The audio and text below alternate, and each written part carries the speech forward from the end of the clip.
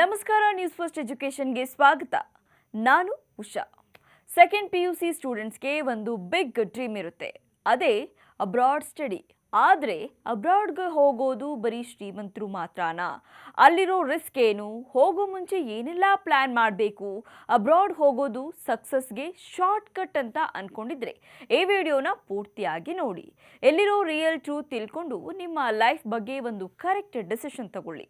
ನೀವು second PUC ಆದಮೇಲೆ Canada, Germany, Australia ಅಥವಾ UK-ನಂತಹ ದೇಶಗಳಿಗೆ ಅಂಡರ್ ಗ್ರ್ಯಾಜುಯೇಟ್ ಪ್ರೋಗ್ರಾಮ್ಗೆ ಹೋಗೋಕೆ ಖಂಡಿತ ಎಲಿಜಿಬಲ್ ಇರ್ತೀರಾ. ಆದರೆ ಬರೀ PUC ಮಾರ್ಕ್ಸ್ ಇದ್ದರೆ ಸಾಲದು. IELTS ಅಥವಾ PTE-ನಂತಹ ಇಂಗ್ಲಿಷ್ ಪ್ರೊಫೆಷನ್ಸ್ ಟೆಸ್ಟ್ಗಳು ಕ್ಲಿಯರ್ ಆಗಬೇಕು. ಜರ್ಮನಿಯಂತಹ ದೇಶಗಳಲ್ಲಿ ಪಬ್ಲಿಕ್ ಯೂನಿವರ್ಸಿಟಿಗಳಲ್ಲಿ ಟ್ಯೂಷನ್ ಫೀ ಇರೋದಿಲ್ಲ.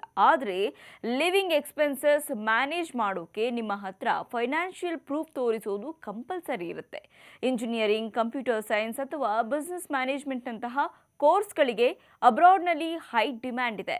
ಆದರೆ ಒಂದು ಇಂಪಾರ್ಟೆಂಟ್ ವಿಷಯ ನೆನಪಿಡಿ, ಬರೀ ಪಾರ್ಟ್ ಟೈಮ್ ಜಾಬ್ ನಂಬ್ಕೊಂಡು ಹೋಗಬೇಡಿ. ಯಾಕಂದರೆ ಅದರಿಂದ ಫುಲ್ ಎಜುಕೇಷನ್ ಫಂಡ್ ಮಾಡೋದು ತುಂಬ ಕಷ್ಟ.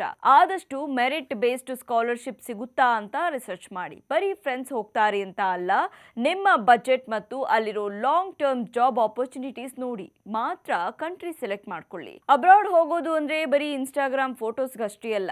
ಅಲ್ಲಿ ಹೋದ್ಮೇಲೆ ಲೋನ್ಲಿನೆಸ್, ಕಲ್ಚರಲ್ ಅಡ್ಜಸ್ಟ್ಮೆಂಟ್ ಮತ್ತು ಹೈ ಅಕಾಡೆಮಿಕ್ ಕಾಂಪಿಟೇಷನ್ ಇರುತ್ತೆ. ನೀವು ಅಲ್ಲಿ ಅಲೋನ್ ಆಗಿ ಮ್ಯಾನೇಜ್ ಮಾಡೋ ಮೆಂಟಲಿ ಪ್ರಿಪೇರ್ ಆಗಿಲ್ಲ ಅಂದರೆ ತುಂಬ ಸ್ಟ್ರೆಸ್ ಆಗಬಹುದು.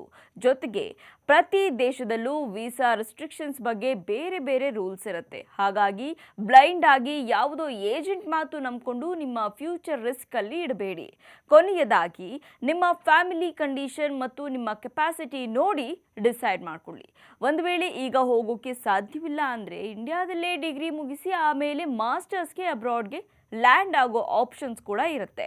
ಅಬ್ರಾಡ್ ಸ್ಟಡಿ ಅನ್ನೋದು ಒಂದು ದೊಡ್ಡ ರೆಸ್ಪಾನ್ಸಿಬಿಲಿಟಿ. ಸರಿಯಾಗಿ ಪ್ಲ್ಯಾನ್ ಮಾಡಿದರೆ ಇದು ನಿಮ್ಮ ಲೈಫನ್ನೇ ಚೇಂಜ್ ಮಾಡಬಹುದು. ನಿಮ್ಮ ಪೇರೆಂಟ್ಸ್ ಜೊತೆಗೆ ಡಿಸ್ಕಸ್ ಮಾಡಿ ಸ್ಮಾರ್ಟ್ ಆಗಿ ಮೂವ್ ಆಗಿ. ಇಂಥದ್ದೇ ಲೇಟೆಸ್ಟ್ ಅಪ್ಡೇಟ್ಸ್ಗಾಗಿ ನ್ಯೂಸ್ ಫಸ್ಟ್ ಎಜುಕೇಷನ್ ಸಬ್ಸ್ಕ್ರೈಬ್ ಮಾಡಿ.